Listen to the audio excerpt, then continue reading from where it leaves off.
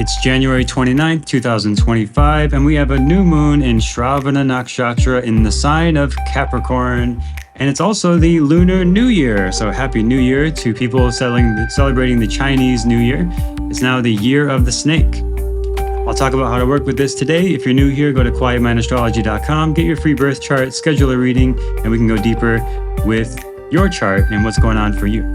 So for all of us, this new moon in Shravana is an opportunity for new beginnings. Symbol of Shravana is an ear. So are you listening within? Are you listening to that still quiet voice within your intuition, your Atman, the true self that you may connect with through meditation? Even if you haven't done this in a while, or if you do, it's a great day and a great time around this day of January 29th to take some time in stillness. It can be as simple as 5-minute timer on your watch or on your phone, and just listen within.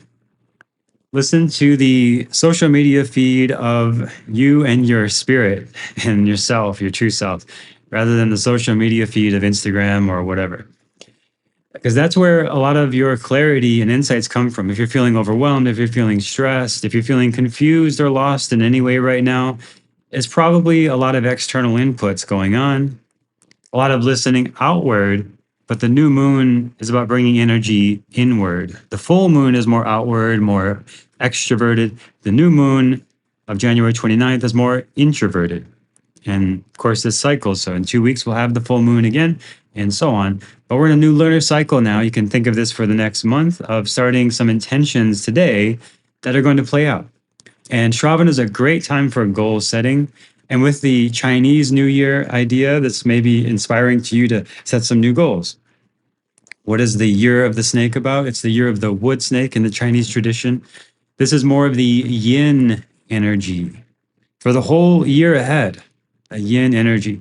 This is more receptive, healing, nourishing, nurturing, resting, finding more flexibility, peace, and tolerance for yourself, for others, for the parts of yourself that you might not feel so accepting or tolerant of or find so much peace with. This is a great time to look at those parts and connect with those parts of yourself. Because if you don't, they're going to express outwardly.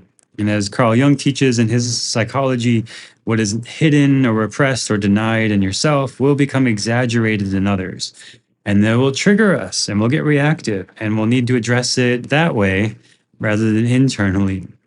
And that's fine, you can do that, but it's, I think, a little healthier to do it internally first and go within. So if you can today or this week or sometime close to the new moon, and generally with all new moons, take some time within. It's one of the best times for finding new intuition and new insights. And as you look ahead for the whole new year of the snake, which is close enough to our Western New Year that we talk about January 1st, so it's still that kind of New Year energy you might be feeling. It's a great time for looking at how you want to embody a little more of the yin quality in yourself, if this resonates for you. Where maybe getting massage, taking naps, improving your quality of sleep. Of course, sleep is one of the best things you can do. It's like the best drug you can take, basically, the best anti-aging, the best stress relief, the best focus. Like all of that can come from just improving the sleep, and that's yin energy. So if you're having any trouble with sleep, I'd recommend maybe reading the book Why We Sleep might be helpful for you, or just looking online at some resources, some of the basic things like trying to sync up with the sun, having a cool temperature at night, having no artificial lights on in your room when you try to sleep, having maybe white noise might help you sleep. These things could all help improve sleep quality, and then consistent bedtime, of course. And ideally, if you can wake up without an alarm, that's great. If you do need to wake up with an alarm, what I found for myself to be most beneficial, and you might find this helps you as well, is to use some sort of light alarm. And you can get this on your phone even. It's just going to make the flashlight come up on your phone in the morning. Or there's actual devices that are just lamps, basically, that turn on slowly like the sunrise. So it's kind of mimicking the sunrise if you need to wake up at a certain time besides the sunrise. And it works. It's amazing. Every time I've used it, it works. And you wake up way more gently than the harshness of an alarm. So connecting with your sleeping, improving your sleep, improving your yin energy is very valuable at this time. and really throughout the whole next year ahead. And you're just less reactive, less triggered, less anxious, less worried, less distracted, more focused, more present, more calm when you have a good night's sleep, of course. But it's one of those things that's kind of easy to push away. And even like Netflix says that their main competition is not another streaming service, but sleep. So all of the social media companies and entertainment companies are vying for our attention, and sleep is an obstacle to that for them. But for us to be at our best, we need that yin energy. We need rest, and we need time for self care and nourishment. So if that's something that is lacking in your life, I really encourage finding some small way to bring that into your life over this new moon, new lunar year kind of energy, and get more space to listen within and quiet, and maybe taking a bath, time in nature, whatever works for you. I like walks on the beach myself, very nice. Time in the ocean, and whatever works for you, time in nature. But just that quiet connection to the self is one of the most valuable things you can do right now with the new moon in Shravana, and bring more attention to how you want to grow in your life. The moon is in Capricorn in Shravana. Capricorn is about practicality and new beginnings and structures in your life, routines, habits in your life. There's a lot of this happening in governments around the world. A lot of new people have been elected in governments in the US and other countries into 2025. So there's a lot of change happening in this external way. But unless you work in government, you can't affect any of that. You can't control it. You can only respond to it. But you can control the structure of your own life and your own schedule. And I've talked about this recently of like doing an ideal week you might find helpful. Going in your calendar app and making a new calendar called Ideal Week, and just start with a blank slate. And don't worry about what's already on your calendar now. Don't worry about what you have to do or think you should do. But what would you like your ideal week to look like? The new moon in Capricorn is an opportunity to just lay it all out. Like, what do you want? What's your ideal situation? If you could come back to this podcast in a year when I'm doing the next new moon in January, and you look at your calendar and it's full of things that you love to do, and you feel nourished and you feel fulfilled and grateful, and you're happy and doing things you love, and time with people that you connect with, and doing work that matters to you, making good income, feeling fulfilled and nourished and healthy. I like to talk about the four aims of life: health, wealth, relationships, and purpose. And a lot of that comes down to how you choose to spend your time. If one of those is more important that you're not prioritizing, and you're not seeing the growth or results you want to see in that area of life, maybe time to put some of that on the calendar, more prioritizing of that area of life. And this is a way to work with the Shravana energy. Now, one of the negative challenges of this new moon is potential overthinking, hesitation, fear, self-doubt. This is the moon, the mind, and the restrictive, fear-based Saturn energy. Now, Saturn is not always fear-based, but it's one of the expressions. And with everything in astrology, if you have moon in Capricorn in your chart, if you have Saturn placements in your chart, like Saturn in Cancer would be similar as well. If you have whatever you have, there's always possible positive, negative, and neutral placements. So if you read something online or hear some other astrologer say something really bad, or even I say the good and bad stuff. So however you interpret it, it's still up to you what to do with that. And I believe you have free will. At least it feels like we have free will. It feels like we're choosing what we do in a day. So whether it's true or not, I don't know, but we perceive it that way. So I like to act in that way, that you do have choice. So if you are getting the negative expression of this moon and Shravana, this new moon in Capricorn, and you're feeling some fear, you're overthinking, you're feeling a lot of self-doubt, that's just another reminder, in my perspective, of to do something into the positive side of this. If you're going too far into the negative side of an interpretation or inauspicious side of a placement, do something in the auspicious side, do some action or some way of being in the auspicious side, which would be goal setting, time in nature, all the things I said before, something to listen within, self-care, more yin activities, very favorable on the new moon, especially because it's now the year of the wood snake in the Chinese tradition, which you may resonate with as well. So it's a perfect opportunity for fresh starts, for new intentions, to align with your long term goals and start to listen within to yourself and to others. And like when you connect with your spouse or connect with a friend, to slow down for a moment and just get to what's really in your heart, what's really true.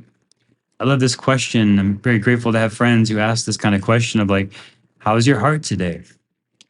What's on your heart today? How are you feeling? Not just like, how are you? Good. Me too. Yes. How's the weather? I think if you're listening to this podcast, if you're here 10 minutes in, that you I think I don't know, but I think that you are somebody who likes to have deeper conversations. So questions like that come from like this desire to really listen to somebody or to really be heard by somebody and to really listen to yourself, I think can elicit more powerful responses, more meaningful responses, more meaningful outcomes. And this is just such a powerful time for doing this kind of work.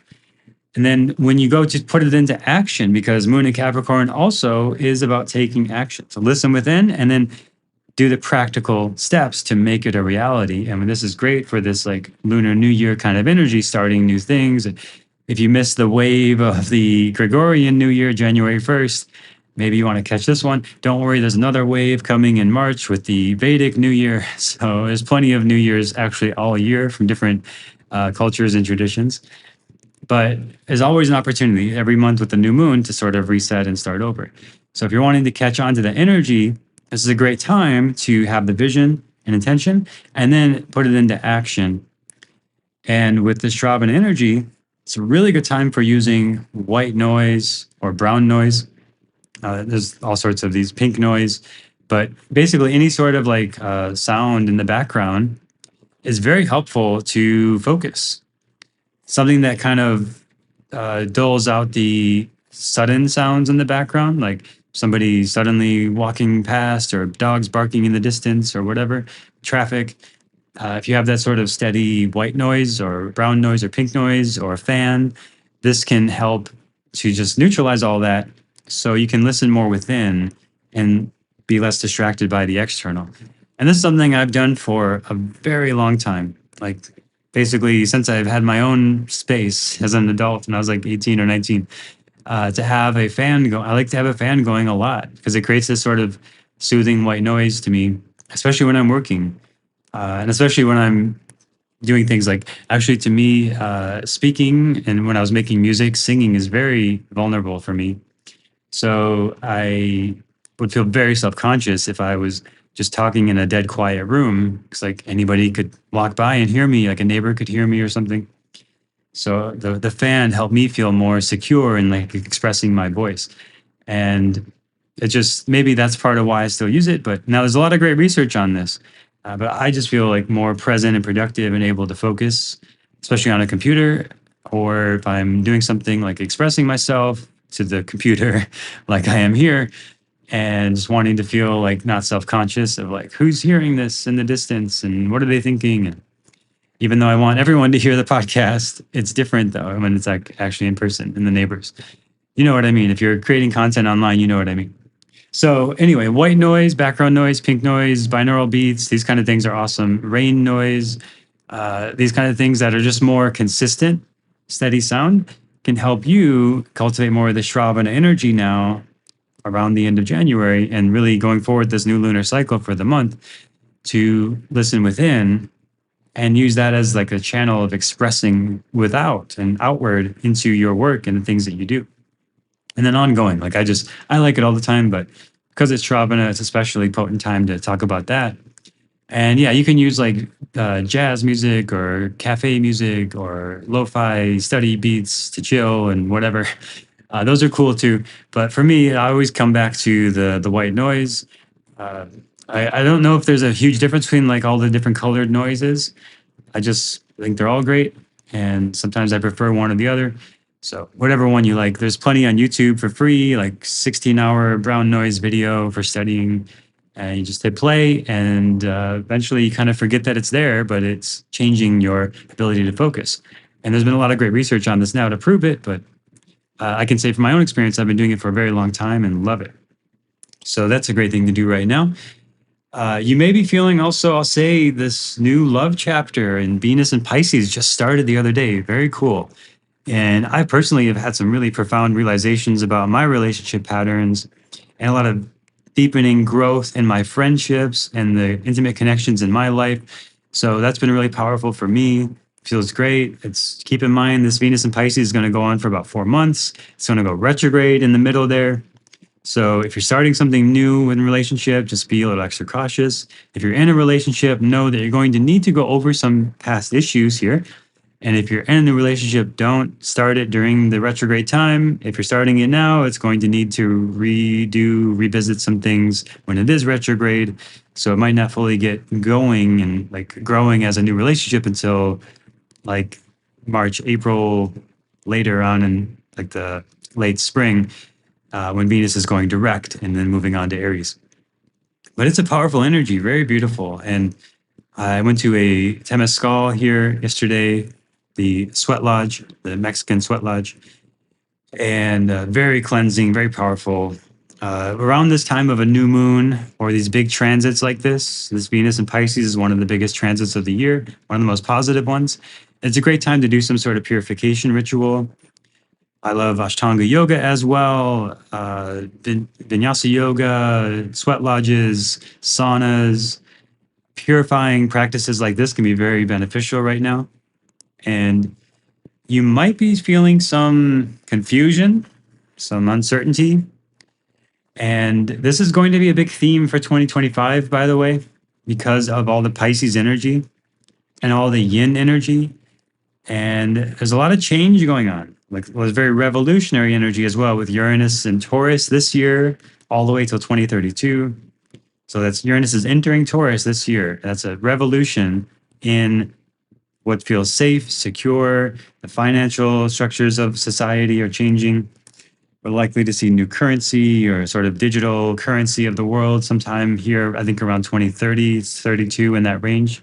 Something I've been predicting for a long time based on a lot of other transits. But Uranus and Taurus is a big part of that. So I've been hearing this a lot from people recently. The word confusion and uncertainty, especially around political stuff going on in the US. That's the nature of Saturn in Pisces is coming up in March. That's the nature of like, we're going to have 7 grahas in Pisces at the end of March. There's a lot of Pisces energy this year, especially the Saturn part all throughout the rest of the year. Structures dissolved, structures changed, structures disbanded. This is happening a lot in the US. It's happened a lot in Argentina. It's happening a lot in a lot of countries in the world. Of course, the US gets the most attention for us US-based people and Western people, but it's happening all over the world. And on a personal level, it's very valuable to have grounding practices, self-regulation practices, to be aware of your nervous system and your dosha. So when you notice you're getting a lot of vata energy, a lot of scattered energy, anxiety, worry, fear, especially in the winter months, if you're in a cold climate right now, getting the cold weather, that increases vata, that increases anxiety. If you're more vata person already, like you have pronounced joints, tend to have difficulty gaining weight, tend to have a lot of ideas and creativity, then you're probably more vata dosha yourself. And this is even more vulnerable during this year. So it's even more valuable to do things that are grounding and nourishing for you, like grounding yoga practices, meditation practices. It's going to be different for everybody. Like you might not find those things helpful, but eating grounding foods, root vegetables can be great. Staying warm, eating more fatty foods can help ground as well. So these are some things to be aware of just throughout the year. And I'm hearing it a lot this month, uncertainty, confusion, things like this. But you can control so many things in yourself. But mainly, the only thing you can really control is your attention and what you choose to do with that attention. And can't control what's happening in the government or what's happening externally or what other people are going to do or how they react to you. But you always have control of how you respond to life and what you do with that response. So choosing actions that are grounding, centering, aligned, and authentic to you can be really beneficial as we go through these very changing, interesting times over the next year. It's valuable to adopt more of the yin principles, adaptability, nurturing yourself, caring for yourself to care better for others. And with Venus and Pisces, there can be a bigger connection to what you really love. And really staying connected to your heart is super valuable right now. But there's a big opportunity here to grow, is also a big challenge to potentially lose yourself and lose yourself in relationship, especially people interested in new relationships. That's more likely during Venus and Pisces. It can be so blissful and peaceful and beautiful. But there can be, yes, a lot of confusion and uncertainty this year in general, in all areas of life. But when things are unclear, it helps to just go back to like the foundations, the basics, and just very clear and directly look at the situation. So if you're confused about your career, and like I talk to people a lot about this. This is something I'll be addressing in February. So if you're interested in this, you want to get clear on your purpose, living in your dharma. It's a topic I talk about a lot with clients and readings. So it's something I'll be doing a class about in February specifically to help you with that. If you're confused about it, come back to the essentials of like, okay, well, most likely you're wanting to make some amount of income from doing something that you love. And with all the Pisces energy, it's a great year to connect with what you love and to reach out to people globally.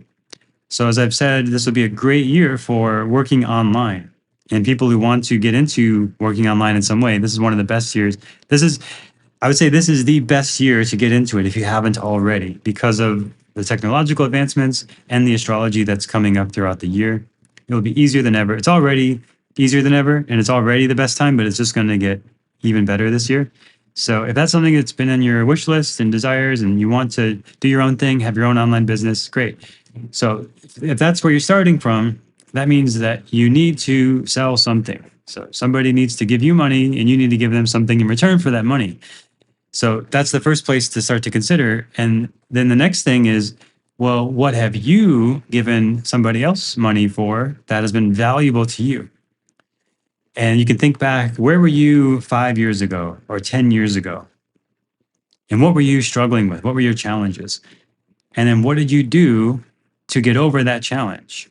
You might still be struggling with it in some ways, but it's very likely that you had a challenge and now you don't. And you learned a lot about it along the way.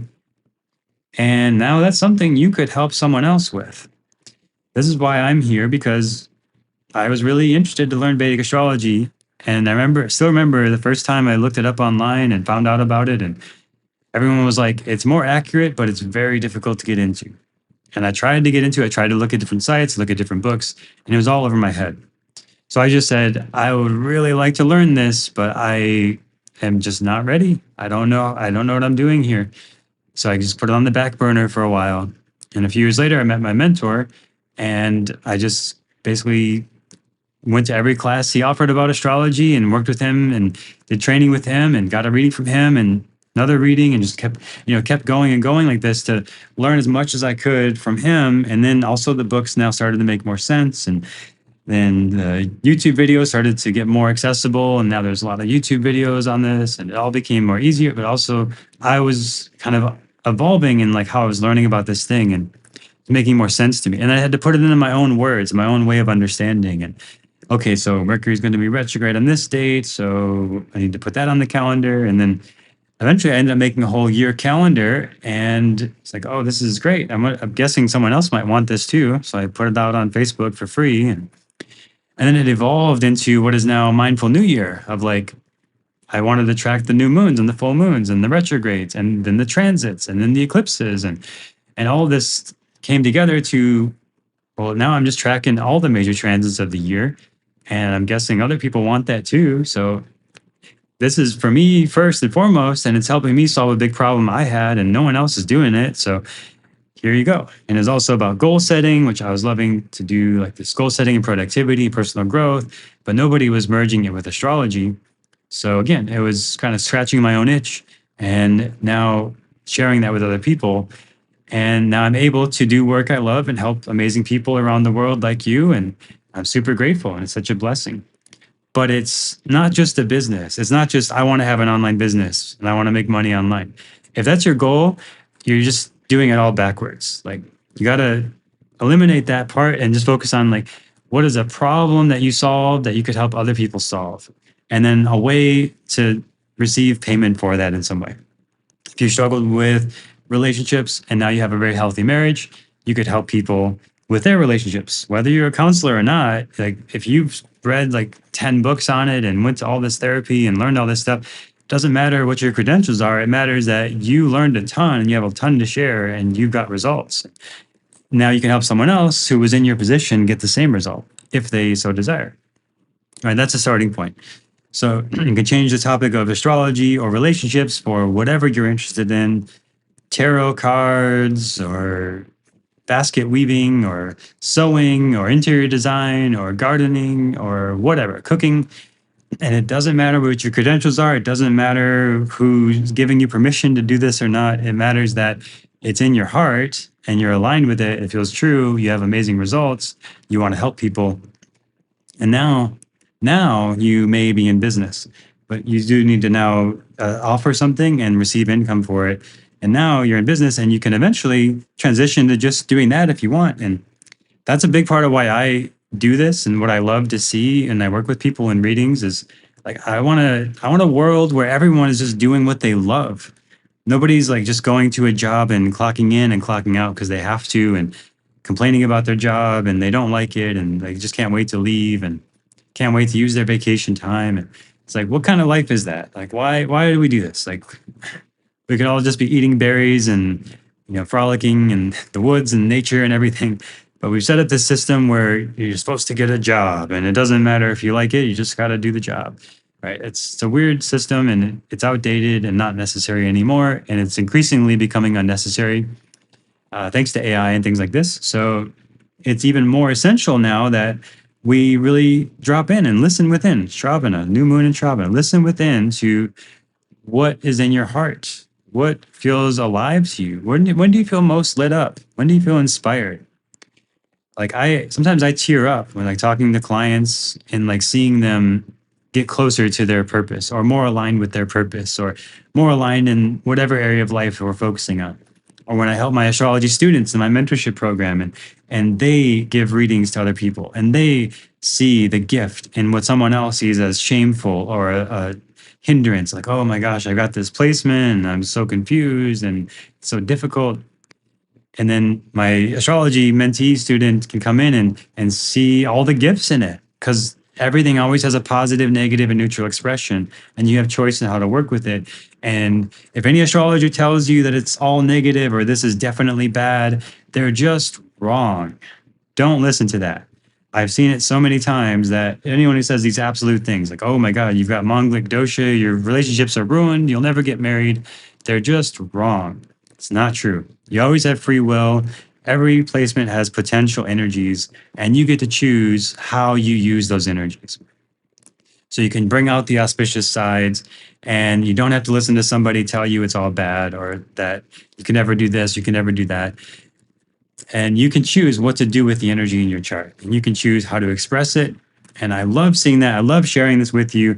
So I hope that you take some time to connect with what you really love. And I know a lot of you listening, I'm so grateful I get to meet a lot of you in readings and through trainings and things like this. And a lot of you are in your purpose. And it's like so exciting to me. It's so cool. Like the people I get to meet, like amazing musicians around the world and artists and creators and parents and business owners and everything, right? It doesn't matter if you have a big paying job or whatever, but people who are listening and people like I get to meet who are like doing their thing. Like it's what they want to do.